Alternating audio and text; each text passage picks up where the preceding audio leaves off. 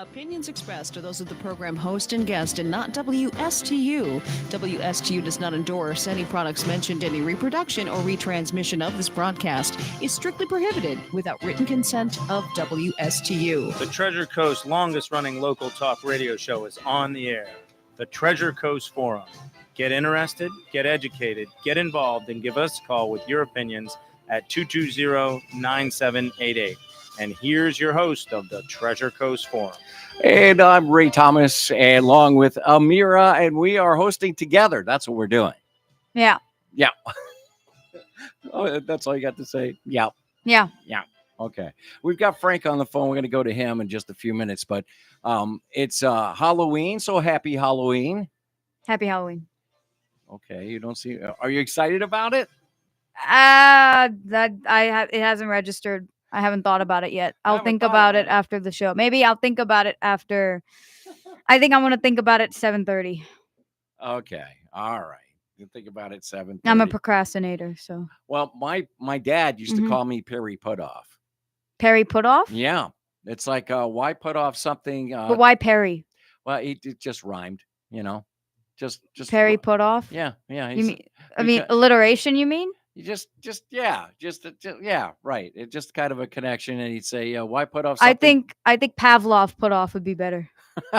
Well, he said, "Why put off something today when you can put it off tomorrow?" Or "Why put off something tomorrow?" If there's a due date, that means you do it on the date that it's due, because it says due. Pretty much. Yeah, I do. Yeah. Frank, what do you do? So hang on a second. I'm gonna take you off the speaker. All right. I hear, because we hear echoes in the back. I mean, it's like, exactly. and are you in the hallway or something? He's in a tunnel somewhere. He's in a tunnel somewhere. Frank. Right. Yes. A tunnel somewhere down south. Oh my goodness. Now the phone is jammed up. All right. Well, let me. I think he's retired Batman. Well, it's okay. I mean, because this phone is fun, as you know, when you push the button in, it's kind of tough. But we can hear you fine, as a matter of fact. All right. Yeah. Okay. Yeah, you sound. How's this better? Yeah, you sound good. I mean, you're not breaking up or anything, so that's the main thing. Good. So we got a lot of things to talk about today. We've got early voting going on until Sunday, as a matter of fact, in Martin and St. Lucie counties. And Pennsylvania is swinging around. The interesting story, did you see that on ABC, what they were saying? No, I didn't see it on ABC. Yeah. But I looked at Pennsylvania. I'm like, Pennsylvania is red this year? Well, and then I was looking in the history, and it's been swinging a lot. And there's a few states, and out of like a bunch of the swing states, because we all know Texas is going red, California is going blue, right? Florida is going red, right? But there are a few of these states, And so out of the states, Pennsylvania it has the most electoral votes out of these few that are swinging around. Yeah. So 2016, it was red. 2020, it was blue. And so flip-flop. Yeah, flip-flop. So now we don't know what's going to happen. I know. You know what's kind of neat, Frank? And on ABC, and they made a big boo-boo on the air. And you maybe know about it. You might know about it, I should say. And the boo-boo was is that they've already said that Kamala Harris has won Pennsylvania. And it's like, how could that be when the election hasn't been done yet? You can project who's leading, but you can't say, I've won already. Come on. That's an easy one to answer, Ray. Well, they're not there to give the news. They're just there to advertise. It's not November 5th now. I looked at my calendar. It's not. It's Halloween. Maybe they're maybe they're in disguise. No, I mean, that harkens back to 4 years ago when people were talking about tractor trailer loads of ballots that were being dumped off, and from New Jersey to Philadelphia, and in the dark of night. So it's like, I don't know. There's a lot of wacky things going on. Interesting that you were saying that. They were saying now a friend of mine lives in Detroit. Okay. Oh yeah. And I wanted to talk about that. Yeah, talking about the curtains around the voting places and no, actually, what I wanted to talk about and made the news is there in actually, I don't think it was Detroit area. It was probably Lansing or Ann Arbor. One of the college students, a Chinese college student. emphasis on the word Chinese, Okay. cast an illegal vote, and they found out about it after the vote was already cast. So he's in a bit of trouble. You think? They can't back the vote out, but because of course you don't know how individuals vote. You know, that's all. That's anonymous. So it's anonymous. So, but he did vote, and so they can't. You know. What about all the comments from the different states saying that people are voting? Dead people are voting. Oh yeah, well that was of course the last. How's that election. happen? That happened a lot in. I think you just take like a Wisconsin. death certificate, you take that name, and then you just pretend that they exist. And since it's anonymous, you can just cast the ballot. Yeah, I don't know if you're reincarnated, if that was proven, can you vote for two people, the one you used to be and the one you are now? I don't know. Can you do it? Yeah. Answer that So, question. yeah, for me. that poor student's in serious trouble, Yeah, I and think so. not too sure how that's going to shake out. But Unbelievable. yeah, and the Supreme Court weighed in on a issue in Virginia that, of course, there was several thousand people that were removed from the voter rolls because they were not eligible to vote, and yet they were on the rolls. And you know, as most municipalities and states do, they try to purge the voter rolls, you know, prior to an election, which is what Virginia did. Right. And apparently they got there was a judge that overturned that purging and said that that those illegal votes were allowed to be cast. So that ran up to the Supreme Court, which just recently said, no. Yeah, that's not going to happen. Those are illegal votes. And so no, and they should not be counted. And those people are not eligible to vote. But so that's kind of interesting. So there's going to be a lot of that back and forth type stuff. Well, many we're going to hear. Yeah, many states have revised the way they count. I mean, Florida had to in the election. Well, Florida leads.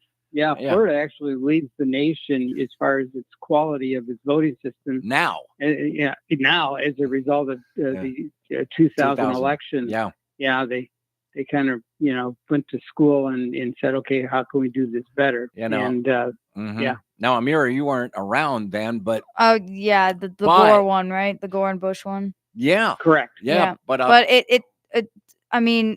We're staying. Why did we have to have that to improve? Does everyone have to have another Bush and Gore? Like do we have to have it 49 more times for every other state? Well, what happens, Amira, in a lot of the elections, if there could be some irregularities, but if the proportion of the votes cast, if the irregularities are a small percentage, and it's a 30-20, 30. 70 split on the vote, and it's like a 2% margin of error. They'll say, okay, you do better next time, right? And it doesn't influence the election. When you have votes that I think it was like 55 votes was the difference between the Bush-Gore election. So how do we account for the margin of error mathematically speaking? Like, how is it? Do we use AI or what do we do? No, because I think that could be dangerous. Yeah. Because especially if you have big corporations getting in with their tech, they'll just use it and make their own count. So interesting thought. Yeah. So I don't know how do we address the margin of error? So the margin of error, as long as the margin of error is less than the percentage in the vote, then it's really not consequential to the weight of the vote. The only time it becomes an issue is when it's so close, and you got to, and you're within a percentage point. Then of course, then you got to do a recount. And I think a lot of elections have an automatic trigger for recounts when it gets to a certain numerical guidepost. Right. And we don't want that again, and with several states doing that. Let's talk about this early voting going on. And in fact, they give you a great opportunity even to vote on Sunday, as a matter of fact, in St. Lucie County. But wow. they leave it open. According to the Florida Amendment, the Constitution, the early voting is up to 2 days before the general elections. I was reading that on the website for the state. Okay. In Martin County, it's martinvotes.gov to get all that information. 8 a.m. until 5 p.m. I'll give you the locations in Martin County and the email and the phone number, because you can always call the supervisor of elections, and there's a recorded message that helps you find the precinct where to vote. Okay. Yeah. But the election center, that's 135 Southeast Martin Luther King Jr. Boulevard in Stuart. The Hoke Library at 1150 Jack Williams Way in Jensen Beach. The Robert Morgrade Library, that's 5851 Southeast Community Drive in Stuart.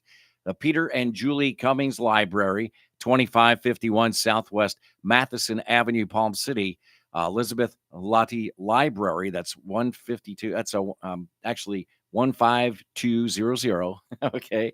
So East Thelma Waters Avenue in Indiantown, and in Hope Sound, 10595. So that's Southeast Federal Highway in Hope Sound. Now, the number to call, okay, if the Martin County Supervisor of Elections, it will be a recorded message, though, is 772-288-5637. That's what I was told. And also in Spanish, too. You can get it in Spanish. I'll give you the information at 833-912-1314. Again, the website to get all the information in English and in Spanish is elections@martinvotes.gov. So there you go. So there's Martin County for you.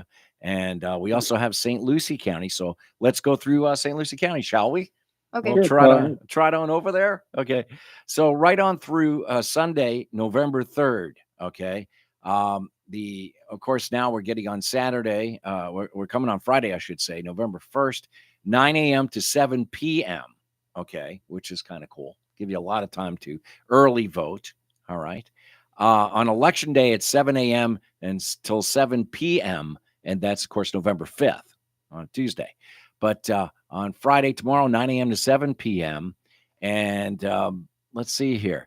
The Renaissance Business Park, that's formerly the Orange Blossom Business Center.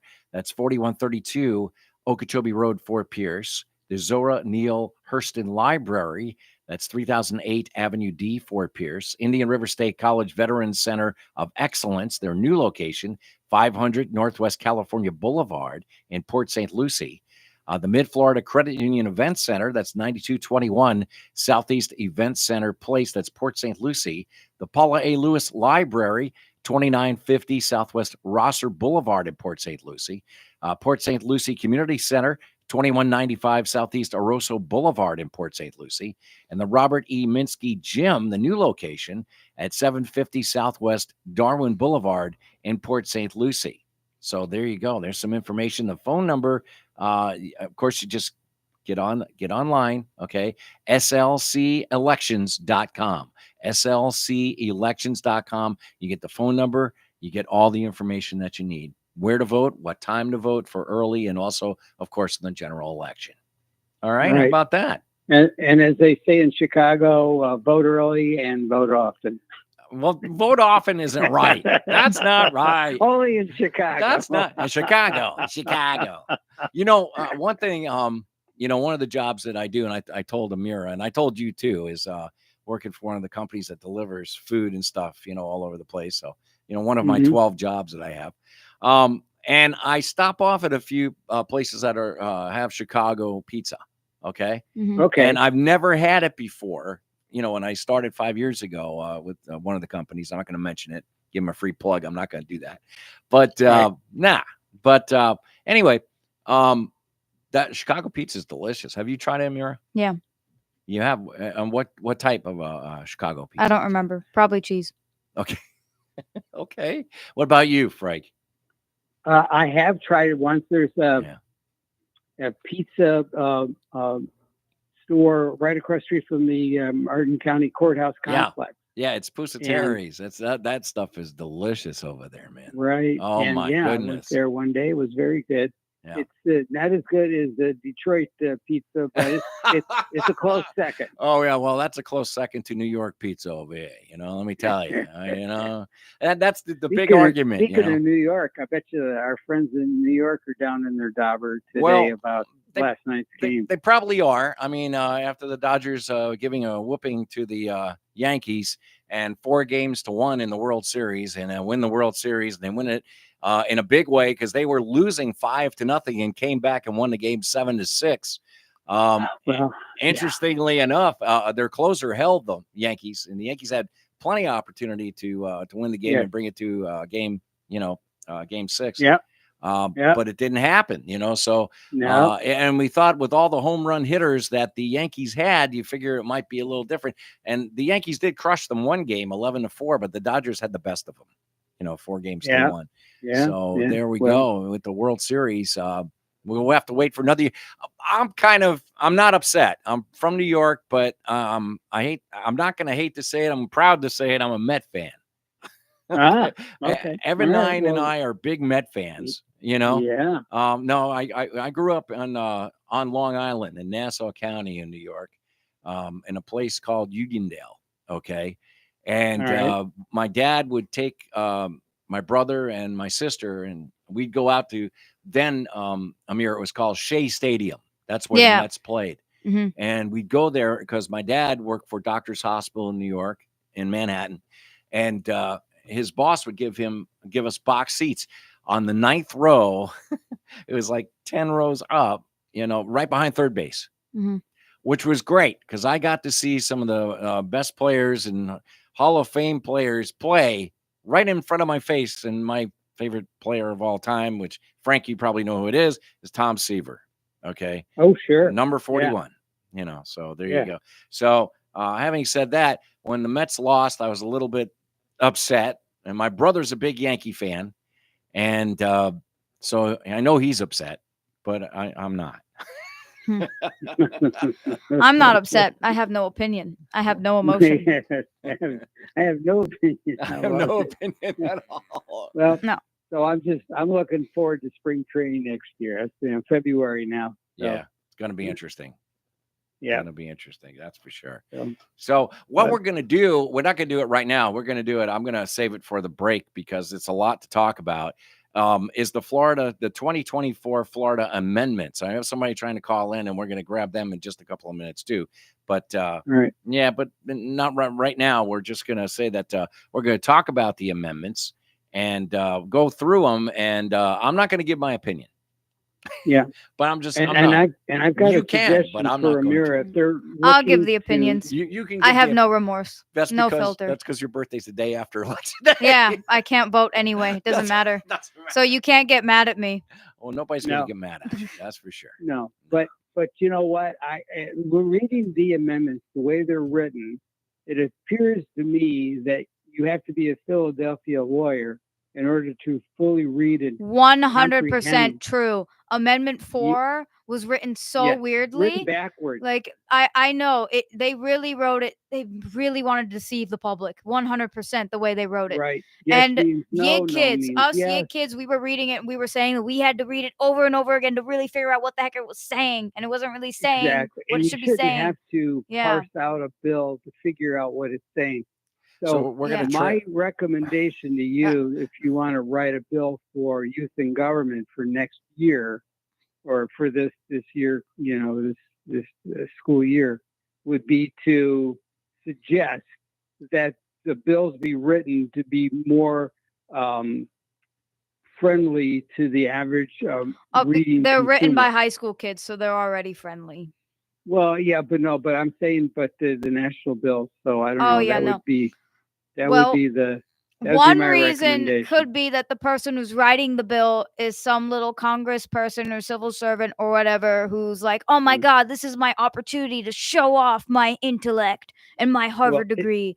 And so then they start writing too much. Or it could be that they just want voters to be confused. And it is ridiculous. And here's a funny thing that this reminds me of is when it comes to like the civil service and bureaucracy and all these paperwork and how confusing they can be, King George the VI, who was Queen Elizabeth's dad, he talked about one time about to her that he would get a bunch of papers or like random bills and stuff from Parliament, and he would get a huge stack, and it would just go on his desk for him to view. And so he can't really say much, but he could just view it. Because I think that the king does have like a royal thingy where he could say no, but I think that's pretty much it, like a veto. But at the time, Right. I don't know about now, That's but right. back then, so he could read it.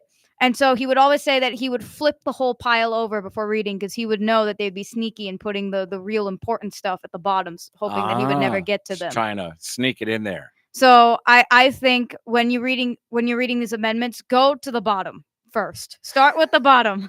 All right. Well, you want me to do that? Start with the Interesting. bottom? Yeah, let's start with the bottom. All right. We'll do that because we're going to take a break in about 3.5 minutes or so.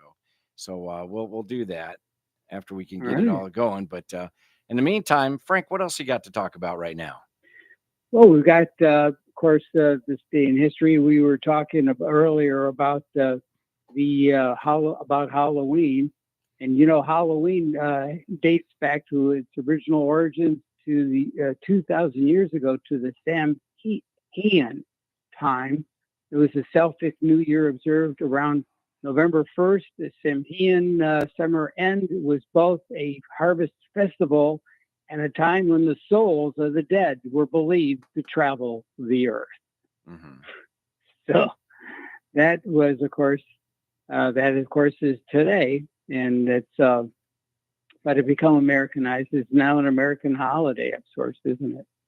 So, and on 1803, on this date, the very first Barbary War, the USS Philadelphia runs aground while blockading the port of Tripoli and was captured.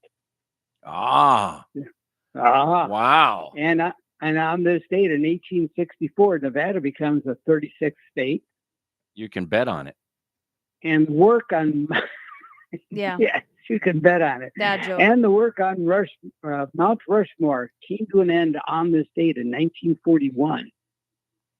And let's see now, 1950 on this date, Earl Lloyd playing for the Washington Capitol becomes the first African American to play in an NBA game in the year 1950. And in 1956 on this date, Rear Admiral George J. Dufek and 6 officers become the first Americans to set foot on the South Pole, the first men ever to land a plane there. And that happened again on this date in 1956. Boy, and that is this day in history. Boy, that's a long time ago. Yeah.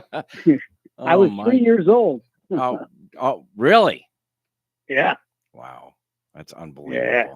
Unbelievable. Right. I'm trying to do is I'm trying to pull start my my deal here. Go ahead. I can improvise. I'm really good at improvising, I guess. Thank you. But I know Amendment 4 is it's talking about abortion, and since it's Correct. Halloween, let's talk about Frankenstein, which I actually think is a metaphor for abortion. The whole book. Wow. Yeah. So Mary Shelley, the author of Frankenstein, she went through a lot of miscarriages and stuff like that, and she had a really rough life. And she went to meet her friend like Lord Byron and other people, and they had like this, let's just write random stuff because these are just writer nerds and they're kind of like a book club or whatever. And so she writes Frankenstein as a short story, and then eventually it becomes a novel. But the thing is, in the story, because I know in the movie distorts it like crazy, but in the story it's very different if you read the actual book. So basically, Dr. Frankenstein, what he does is he gets all these dead parts and he wants to create life from death. So he goes to like graveyards and digs up weird organs and gross stuff. And then he makes this guy like monster thingy, and then he brings the monster to life, right? Everyone knows that portion. But what's weird is that he worked so hard to, make life out of death. But when life actually comes and it looks, like that, he immediately doesn't want it anymore. He 100% is like, I must kill this thing. It's a monster. It's a monster, even though he worked so hard to build it. Wow. And so he wants to get rid of it. And what makes this story more heartbreaking is that unlike the movie, the monster's actually a really nice guy. He's so sweet. He's like a little baby. That's like, and his daddy abandoned him. and wants to kill him. It's terrible. Well, And he like goes and he sees other people and he like tries to communicate with them, but then they see him as a monster and they're like, get out of here, and they try to like kill him. So then he gets really, really lonely, angry, confused, and then he starts vowing to take revenge over Dr. Frankenstein, and that's when he starts killing some people and then trying to kill Frankenstein. But the thing is, it's that moment where you're creating something and then you realize that you don't want it anymore. It's something, you're trying to destroy it.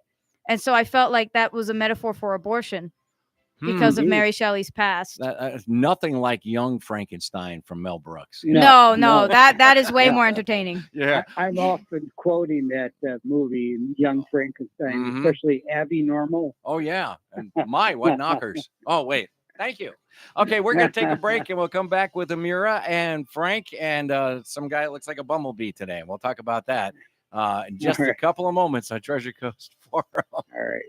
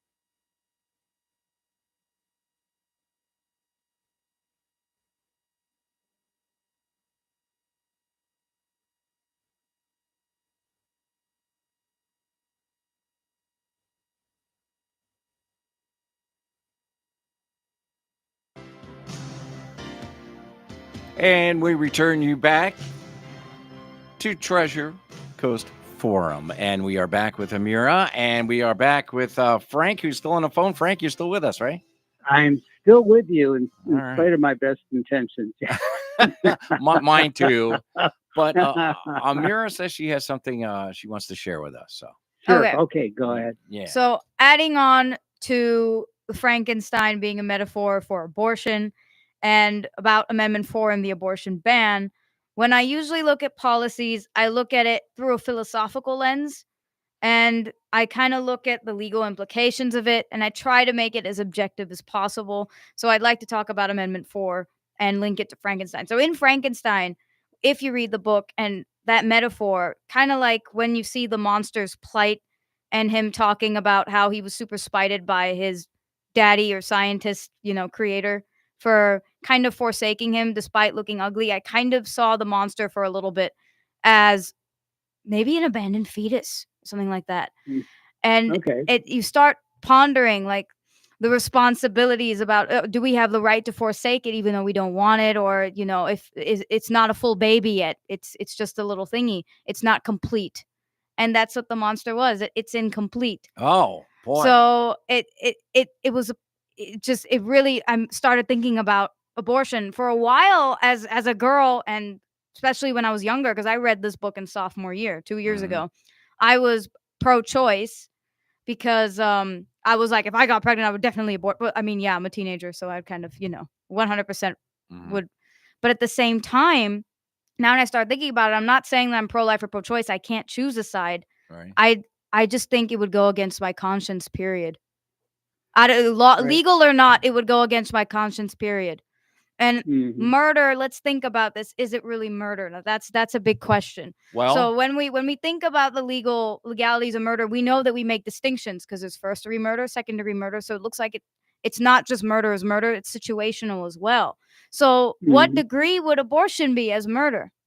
So that's another question that I can't answer. That's why I can't choose a side. You have to determine when, in fact, that is a life. And that's the question. Is it an inception? Right. Is it a few weeks old? Let's read the Amendment 4 because I have it up on my phone. I don't know. My iPad was going bananas, but I guess it was dressed up as a Windows thing. I don't know. But no law shall prohibit, penalize, delay, or restrict abortion before viability or when necessary to protect patients' health as determined by the patient's health care provided.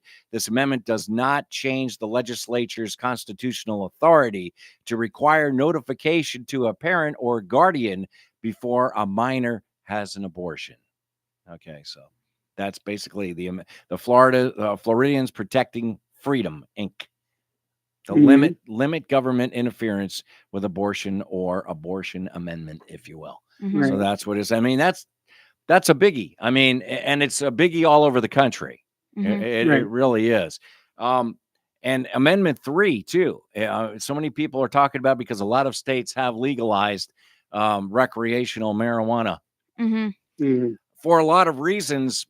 And one of the reasons I heard on a commercial was a sheriff who happened to be a Republican sheriff talking about, he says, Mhm. I'm for Amendment 3, says, because it's going to limit the amount of Chinese fentanyl getting into marijuana and getting out on the streets and that kind of thing. And the bill funds the first responders. That's what he was saying. Mhm. Okay, quoting the sheriff from this county that I heard. So, but here's the summary of Amendment 3. Okay, it's an adult personal use of marijuana or recreational marijuana amendment, if you will. Allows adults 21 years or older to possess, purchase, or use marijuana products and marijuana accessories for non-medical personal consumption by smoking, ingestion, or otherwise. Allows medical marijuana treatment centers and other licensed entities to acquire, cultivate, process, manufacture, sell, and distribute such products and accessories. Applies to Florida law, does not change or immunize violations of federal law, establishes possession limits for personal use, allows consistent legislation, defines terms, provides effective date. So simply, they're trying to get a handle on it and get the illegal stuff off, the stuff that's hurting people, and turn it around and say, listen, the funds are going to be used to fund the police and first responders. That's what it's being billed as. Right. Yeah. So Frank, you want to add to that?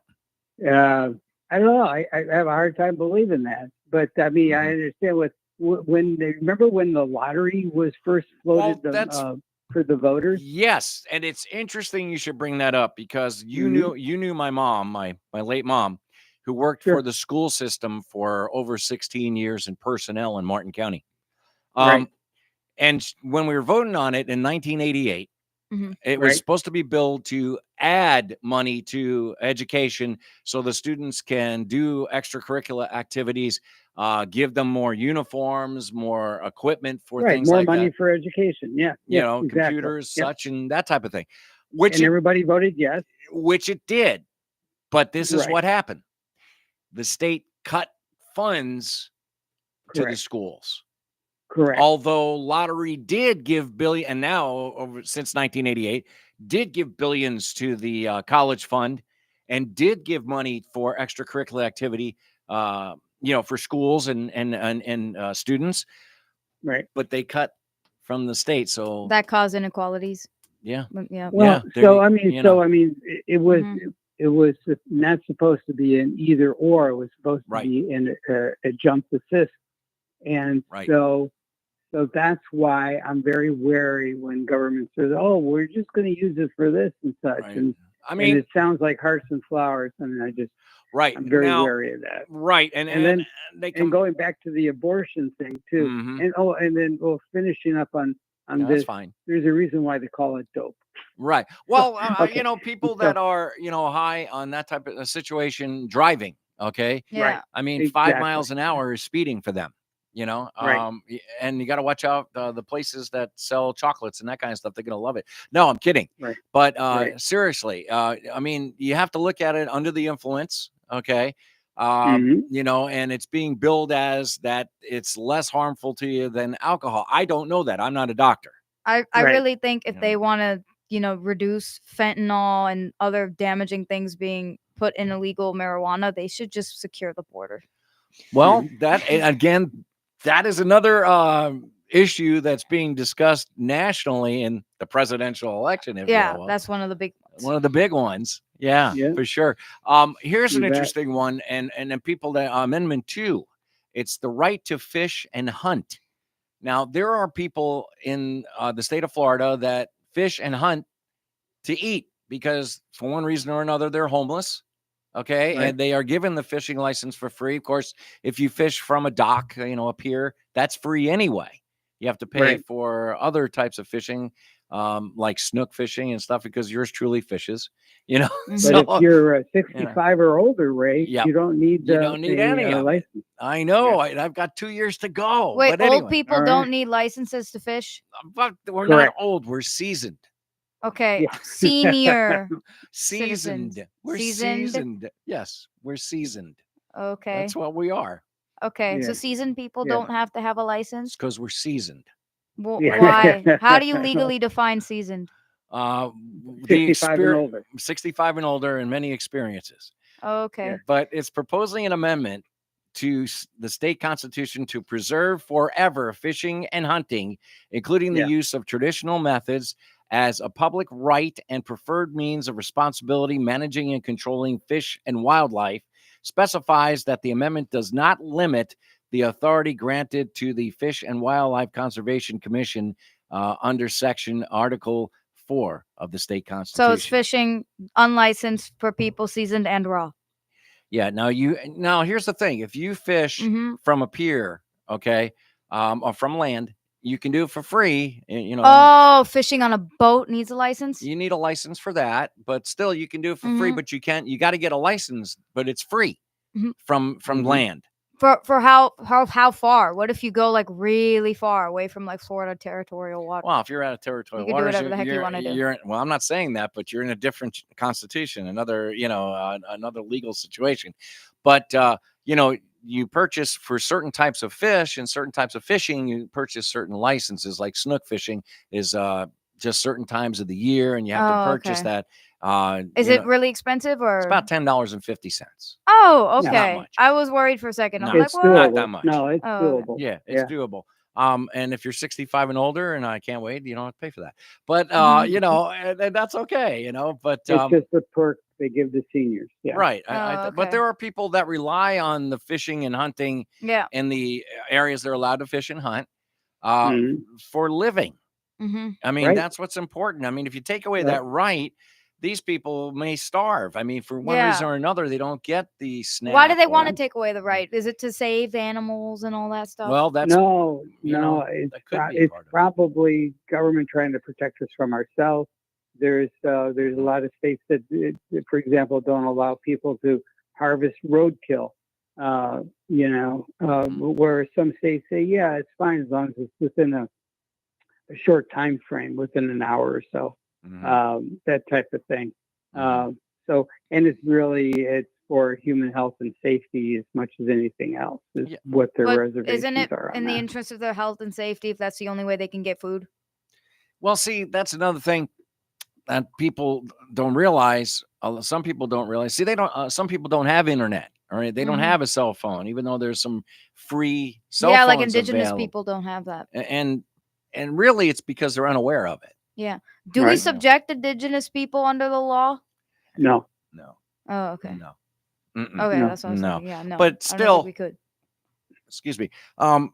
What I was saying though, but these people, they rely on that on a daily basis. Yeah. So that's so important to give them that opportunity to fish and hunt, hunting in areas that are, and hunting for the animals that they're allowed to hunt in the Mhm. state of Florida, Mhm. in the areas, Mhm. but, Right.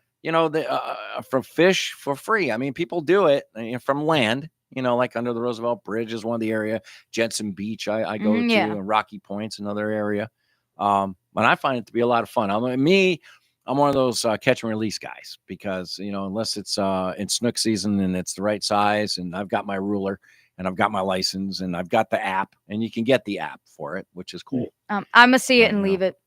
Okay. Like I go on my phone and I'll go on my phone and Google a picture of a fish and I'm like, okay, Well, that's in the ocean. do you And like, then I don't care. do you like to eat fish? No, I haven't ever had seafood Okay. because my mom has an allergy, so we don't know if I have it. So we have to try to find a seafood next to a Uh-huh. hospital, Gotta be careful. seafood restaurant next to a hospital. Well, So no, I mean, you're being smart about it. You want to be tested at least to find out if there's an issue. Yeah, you can't play with that. We're going to take a break is what we're going to do. Okay, we're going to come back and continue with the discussion. We have Amendment 1 to talk about. We've got an amendment, I think there are 6 amendments, I believe, that we need to talk about. Mm-hmm. But we're going to return in just a few moments, the Treasure Coast Forum. So stay here.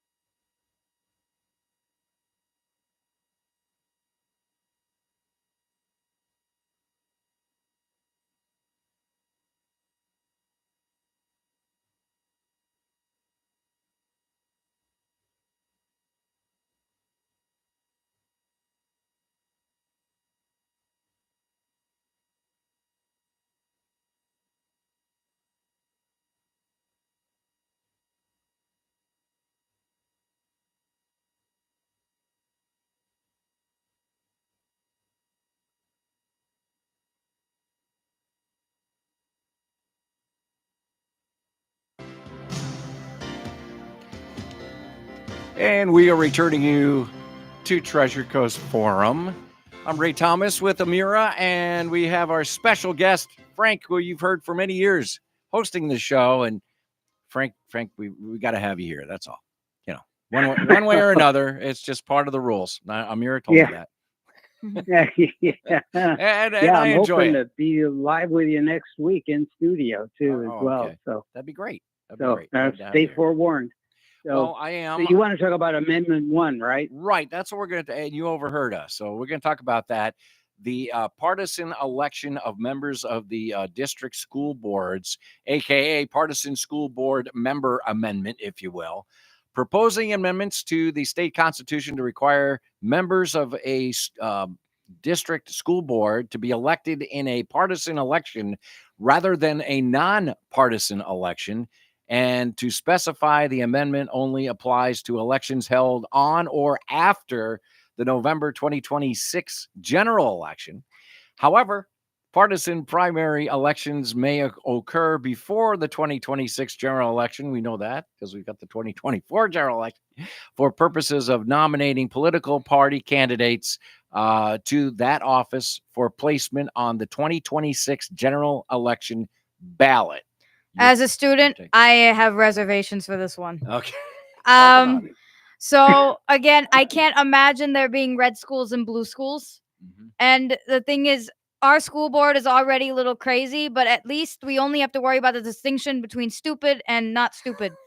I can't handle the fact that it'll be stupid, not stupid, and Republican and Democrat, and worry about both of those things. Also, I can't vote for my school board. So at the end of the day, there shouldn't be any politics that are really going into it. The only thing is that I think it's just follow state law. You know, it's just like if there's state law saying that, hey, you can't do this in schools, and just follow that. We don't need more politics within a school board. But another thing I'd like to say is that there's already craziness in our school board a little bit. Of course, I do love Martin County schools. Are definitely much better than other counties. Right. I love Martin County, and I love South Fork. Mm-hmm. But what's crazy is that this year, the punishment for taking out a phone in class has the same severity as sexual harassment. Yes. Really? The same severity as sexual harassment is taking out your phone.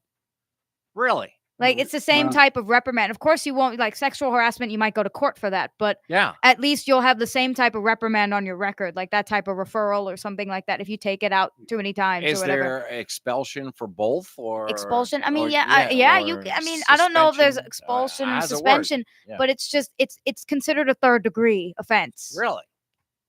Yeah, My or like a goodness. very high up there offense. Like, it's under murder, but it's still, up there. And they're really strict about it. I get why it's important to keep phones outside of class and stuff like Sure. that, but that is overkill. Also, you're not even allowed to have a phone out during lunch. Now that's your Wow. time. Yeah, that's our time, but we're That's not allowed to your have it time. during lunch. What about But study here's the hall? thing: is that if the study hall, again, not everyone. I mean, I have a full 7 periods, but again, Right. you're not allowed to have it on campus at all. So even if you're not using it, if it's on your pocket, or they see it sticking out of your backpack, or if it rings in your backpack, they will take it out because it's not supposed to be there. So it's supposed to be in And the locker. yeah, turned and your off. parents have to personally go to the school to take the phone back. Wow. And they'll do it Wow. because they're paying for it. They're doing it because they will fire teachers who Wow. don't, even if the phone rings in a backpack. If a superintendent's in the room and they see a teacher not take away the phone, Wow. teacher's screwed, Wow. which is terrible. So the teacher gets suspended for that. Yeah, exactly. And what I mean, Wow. as an IB kid, we're generally really good with phones. We don't really do anything Yeah. crazy. It's usually Yeah. on silent, and I use it as a tool. It's great, quick access and stuff like that. Now I have to. Like we're doing now. Yeah, information. yeah, exactly. It's just quick, and sometimes I want my phone and my computer using it for different things, and sometimes I have to like shoot my mom a text or something like that. Which means that now if I have to shoot my mom an emergency text, I have to run to the bathroom and take it out. I have to like put the phone in my bra and run into the bathroom. Go incognito. Yes. Wow. That's the only place you can do anything is in the bathroom. Wow, but it starts to But, vibrate. yeah. And somebody notices in your pocket. They're going, "Hey, wait a minute, you got a phone." Exactly. No, if it rings, like it's Oh, terrible. my. And Really? and so decisions like that are being made by nonpartisan people. Now imagine we add a political component to it. I can't imagine. And another thing, I think the school board, there should be an age restriction. Like if you went to school 80 years ago, you shouldn't be on the school board. I'm sorry. Enjoy retirement. Well, there are, and Frank, that they've been discussing Mhm. the maybe limitations of politicians running for president and that type of thing. 100% agree with that. But I think it's somebody that has to be, obviously about their wits, if you will. Yeah, and usually if you're like 89, it's unlikely. I don't know. I don't I'm know. not 89. Yeah, When I get know. there, But I'll let you one know. strange 89-year-old, but he's probably not 89, maybe. He's probably 94. Oh no. You're being very nice to this hypothetical You president. don't. I mean, look at Ronald Reagan was really good for his age. Like he was quick-witted and stuff like that. He was fine. Right. Yes. Yeah. Yeah. So we got about 5 minutes left, and Right. it's interesting Well- that you bring that up. But go ahead, Frank. Yeah, I was just going to say, Trump in a recent interview had suggested that he thought that no matter what your age is, the cognitive test would be a good idea for any incoming president or any presidential candidate, to make sure that I they think at anyone least, who gets a would- job should go through a cognitive test, Yeah. especially if it's a job that holds power and other people depend on. You have to be competent. right. Yeah. You've I gotta think be. everywhere there has to be like some process where you have to check someone's competency. It should happen Yeah. to the president too. And I I mean, and I only- think that's a reasonable thing. I only Did you guys hear about the lawsuit that Trump, his attorneys just filed against CBS News? tell me about it. $10 billion, that's with a B, in Wow. Wow. with the network over a 60 minutes Harris edit, Wow. Oh, yep, I heard about this. Mhm. right? So briefly, So for go our through that. listeners that didn't know, the 60 Minutes did an interview with Vice President Harris. Mhm. And in that interview, there was a promotional soundbite that they ran prior to the airing of the interview, and there was a question asked and an answer given, and it was kind of a word salad answer, but they ran with it for the promo to the show. Right. And then when the show aired, she gave an entirely different answer. Right. And then 60 Minutes said, "Oh, well, it's just because of the way we edited it for content."